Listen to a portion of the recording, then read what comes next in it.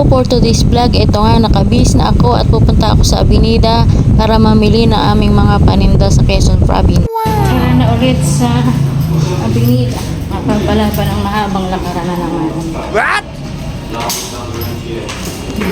Ayun nga, dito pa lang sa pagbaba ng hagdanan ay ngalus na. Pagod na agad sa ilang palapag at kami ay nasa 3rd floor. So ayan, palabas na kami ng boarding house.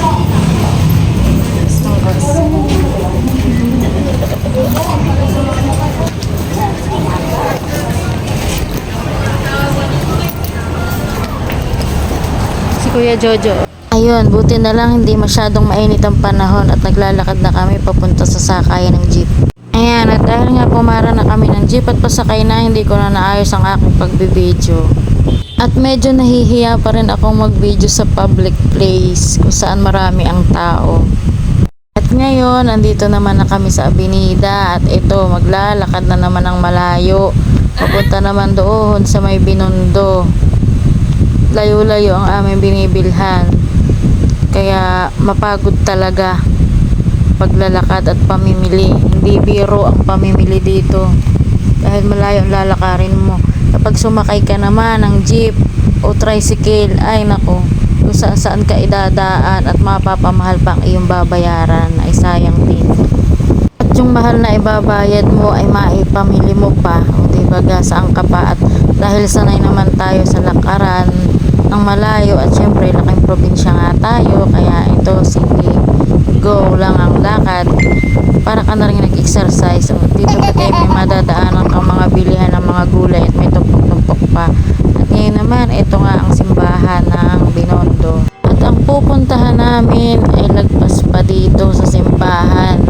Ganyan ang pamimili, sakripisyo, kahit malayo, lakad, kung kayang-kaya na may okay lang. Pagdating nga dito sa bibila namin, ayan, sarado pa, ayan, patanghalin kasi kami, kaya inabutan ng break time.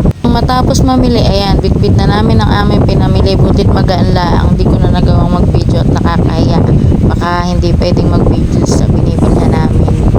So ayan, lakad na naman ulit kami pabalik at may bitbit na, kaya talagang sakripisyo. Kaya pagdating sa boarding house ay mapagod.